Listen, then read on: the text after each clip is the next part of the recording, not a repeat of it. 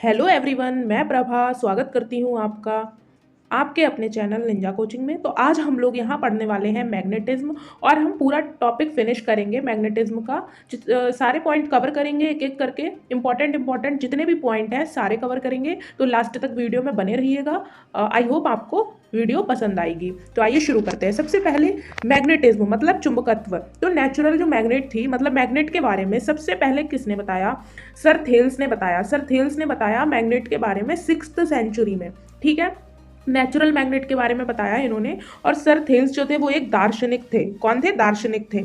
तो आयोड स्टोन, इन्होंने जो नेचुरल मैग्नेट थी उसको नाम दिया था आयोड स्टोन, मैग्नेटाइट और आयरन ओराइड। ठीक है, उसके बाद 6th सेंचुरी के बाद डायरेक्ट 1600 बीसी में सर गिलबर्ट आए, विलियम गिलबर्ट आए, और उन्होंने अपनी book D magnetite earth is itself a huge magnet, ये इनकी बुक थी। इसमें बताया था मैग्नेट के बारे में। उसके बाद 1900 बीसी में सर ऑरेस्टेड ने बताया था magnetic field due to moving charge के बारे में। उसके बाद ये आप देख सकते हैं, ये कुछ हैं पीसेस रखे हुए हैं। ये किसके हैं? ये नेचुरल मैग्नेट है। देखिए ये दिख रहे हैं आपको, ये क्या है? ये आयरन की पिन है, ये स्टेपल्स हैं। तो इसको क्या इन्होंने अट्रैक्ट कर रखा है, मैग्नेट ने अपनी तरफ अट्रैक्ट कर रखा है। तो ये क्या है? मैग्नेट है। उसके बाद आगे बढ़ते हैं। आर्टिफिशियल मैग्नेट, आप लोगों ने मोस्टली आर्टिफिशियल मैग्नेट को देखा होगा। आर्टिफिशियल मैग्नेट जो होती है, जैसे कि बहुत तरह की होती है, बार मैग्नेट हो गई, हॉर्स शू मैग्नेट हो गई, और मैग्नेटिक निडल हो गई। ये बहुत तरीके की जो मैग्नेट होती हैं वो होती हैं। लैब में अधिकतर कौन सी मैग्नेट होती है? बार मैग्नेट होती है। तो ये कौन सी मैग्नेट है? आप देख रहे हैं ये बार मैग्नेट है। इसमें एक तरफ नॉर्थ पोल है, एक तरफ साउथ पोल है। ठीक है, तो बार मैग्नेट हो गई है। ये किस किस की मिलकर बनी होती है? एल्यूमिनियम, निकल और कोबाल्ट से मिलकर ये बनती है। और इसमें जो अट्रैक्शन की प्रॉपर्टी होती है, अगर नॉर्थ और साउथ मिलेंगे, मतलब नॉर्थ और साउथ को पास पास ले आओगे, तो ये देखिए यहाँ ये अट्रैक्ट हो रहे हैं, अट्रैक्ट होंगे। साउथ और नॉर्थ को ले आओगे तब भी अट्रैक्ट होंगे। और अगर उसी तरफ दूसरी तरफ आप क्या कर दो, सेम को ले आओ, जैसे नॉर्थ और नॉर्थ को ले आए, तो ये क्या करेंगे? रैपल करेंगे, दूर दूर जाएंगे, दूर दूर। अगर साउथ और साउथ को ले आए तब भी ये रैपल करेंगे। ठीक है, तो प्रतिकर्षण भी समझ में आया कब होता है, आकर्षण भी समझ में आया कब होता है। ठीक है, उसके बाद आगे बढ़ते हैं। आगे क्या है? ये मैग्नेटिक निडल, ये जो कंपास में होती है, ये आप देख सकते हैं, ये है मैग्नेटिक निडल। ठीक, ये मैग्नेटिक निडल हो गई। उसके बाद क्या होता है? ये है हॉर्स शू मैग्नेट।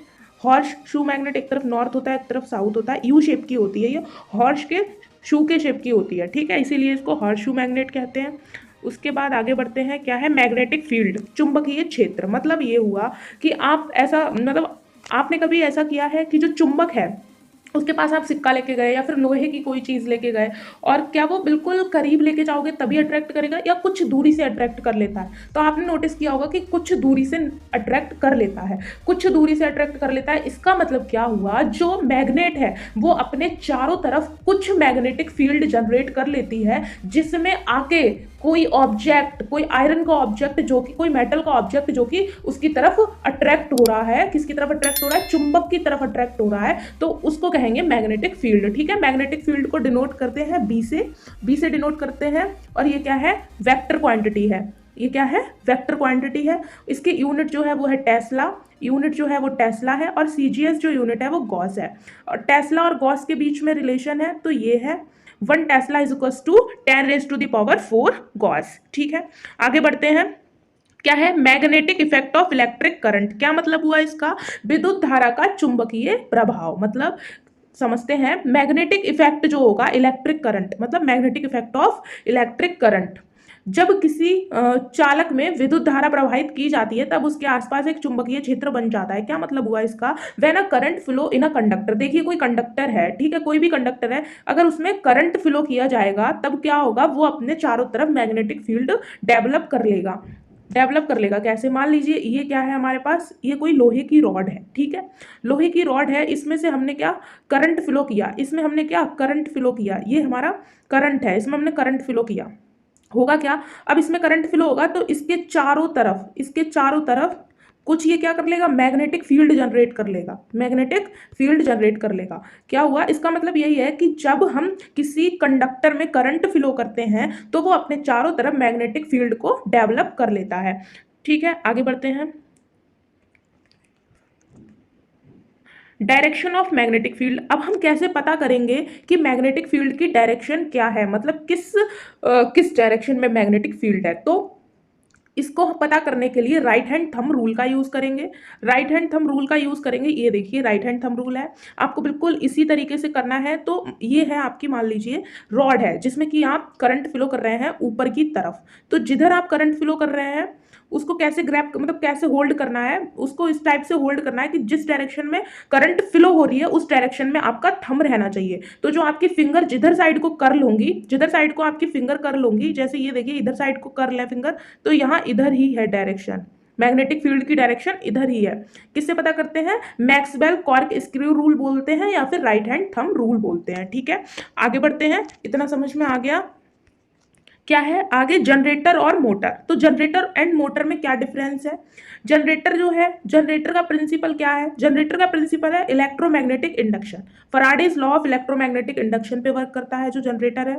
जनरेटर करता है फैराडेज लॉ ऑफ इलेक्ट्रोमैग्नेटिक पे वर्क।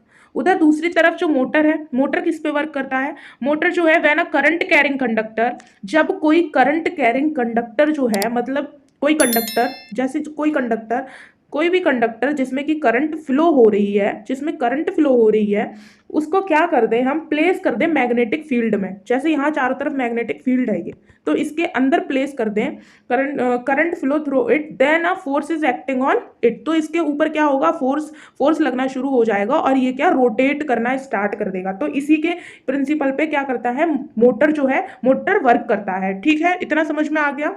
जनरेटर जो है इलेक्ट्रोमैग्नेटिक इंडक्शन पे वर्क करता है, और जो मोटर है वो मतलब करंट जो है वो, मतलब कंडक्टर जो है वो, करंट कैरिंग जो कंडक्टर है उसको अगर मैग्नेटिक फील्ड में रख दोगे, जब मैग्नेटिक फील्ड में रख दोगे तो करंट जो है वो उसके अंदर से फ्लो होने लगेगा, कंडक्टर के अंदर से फ्लो होने लगेगा, और फिर उस पर फोर्स लगेगा और वो रोटेट होने लगेगा। तो इसी पे वर्क करता है। आगे बढ़ते हैं। मोटर और जनरेटर के कुछ पार्ट हैं, देखिए दोनों में सेम पार्ट है। ठीक है, मोटर और जनरेटर में पार्ट सेम है, प्रिंसिपल अलग है। ठीक, उसमें क्या है? फील्ड मैग्नेट है, आर्मेचर है, कार्बन ब्रश है, स्लिप रिंग है। एसी में स्लिप रिंग लगाते हैं, और अगर डीसी है तो स्प्लिट रिंग लगाते हैं। स्प्लिट रिंग को ही हम कम्यूटेटर कहते हैं, जो कि धारा की दिशा को, मतलब जो करंट है उसकी डायरेक्शन को बदल देता है, उसकी डायरेक्शन को बदल देता है। यहीं पे समझते हैं कि जो जनरेटर है, जनरेटर क्या करता है? जनरेटर जो है, जनरेटर का काम है, मतलब जनरेटर जो है वो मैकेनिकल एनर्जी को इलेक्ट्रिकल एनर्जी में चेंज कर देता है। ठीक है, जनरेटर का काम है मैकेनिकल एनर्जी को इलेक्ट्रिकल एनर्जी में चेंज करने का। वहीं दूसरी तरफ जनरेटर का क्या काम है, सॉरी मोटर का क्या काम है? मोटर में हम इलेक्ट्रिक एनर्जी देते हैं और वो मैकेनिकल एनर्जी में चेंज हो जाता है। जो घर में मोटर लगी रहती है बेसिकली वो भी आप यही देखते हैं कि उसमें आप इलेक्ट्रिसिटी देते हैं और वो मैकेनिकल एनर्जी में चेंज हो जाती है। ठीक है, और जनरेटर में क्या करते हैं? मैकेनिकल एनर्जी देते हैं तो वो इलेक्ट्रिकल एनर्जी में चेंज हो जाती है। यहाँ तक बात समझ में आई? उसके बाद आगे बढ़ते हैं। आगे आगे दोनों में क्या है? फ्लेमिंग राइट हैंड रूल और फ्लेमिंग लेफ्ट हैंड रूल। ये फ्लेमिंग राइट, वो जो हमने पीछे पढ़ा था वो सिर्फ और सिर्फ क्या था? हमारा राइट हैंड रूल था। देखिए ये सिर्फ राइट हैंड थंब रूल है, ग्रिप रूल है, ये फ्लेमिंग का नहीं है, तो इसको बिल्कुल कंफ्यूज नहीं होना है। देखिए फ्लेमिंग राइट हैंड रूल जो है वो जनरेटर के लिए लगता है, राइट हैंड रूल है जनरेटर के लिए, और लेफ्ट हैंड रूल है मोटर के लिए। एल से लेफ्ट, एम से मोटर, तो एल एम। ठीक है, पास पास आते हैं। और आर और जी, एक याद हो गया तो दूसरा तो अपने आप ही याद हो जाएगा, तो यहाँ से ऐसे इस तरीके से भी याद रख सकते हैं। उसके बाद क्या है कि जो थंब है वो मोशन को रिप्रेजेंट करता है। फील्ड जो है वो, मतलब मैग्नेटिक फील्ड जो है वो इसको मिडिल फिंगर रिप्रेजेंट, सॉरी ये हमारी जो इंडेक्स फिंगर है वो रिप्रेजेंट करती है, और मिडिल फिंगर जो है वो करंट को रिप्रेजेंट करती है। ये किसके केस में हो गया? ये हमारा कौन सा है? ये लेफ्ट हैंड है ना, लेफ्ट एल और एम, यानी कि ये मोटर का है, ये मोटर का है और ये जनरेटर का है। जनरेटर में क्या लगना है? जनरेटर में हमारा लगना है राइट हैंड रूल, तो ये मोशन, फील्ड और ईएमएफ या फिर करंट। ठीक है, तो ये करंट को रिप्रेजेंट करता है, दोनों में सेम ही है। ठीक, इतना समझ में आ गया? आई होप आपको समझ में आ गया होगा। नेक्स्ट क्या है कि जो हमारी मैग्नेट है, जो मैग्नेट है वो अपनी प्रॉपर्टी कब खो देगी? मान लीजिए आपने मैग्नेट को पीटना स्टार्ट कर दिया, ठीक है, हैमरिंग, तो एक कंडीशन ऐसी आएगी जब मैग्नेट अपनी पूरी की पूरी प्रॉपर्टी खो देगी। अगर आपने उसको गर्म करना शुरू कर दिया तब भी एक कंडीशन ऐसी आएगी जहां पे मैग्नेट अपनी पूरी की पूरी प्रॉपर्टी को खो देगी। वह टेम्परेचर जिसपे मैग्नेट अपनी पूरी प्रॉपर्टी खो देती है, मतलब पूरा गुण खो देती है मैग्नेट होने का, उसको कहते हैं क्यूरी टेम्परेचर। क्या कहते हैं? क्यूरी टेम्परेचर कहते हैं उसको, कहते हैं क्यूरी टेम्परेचर,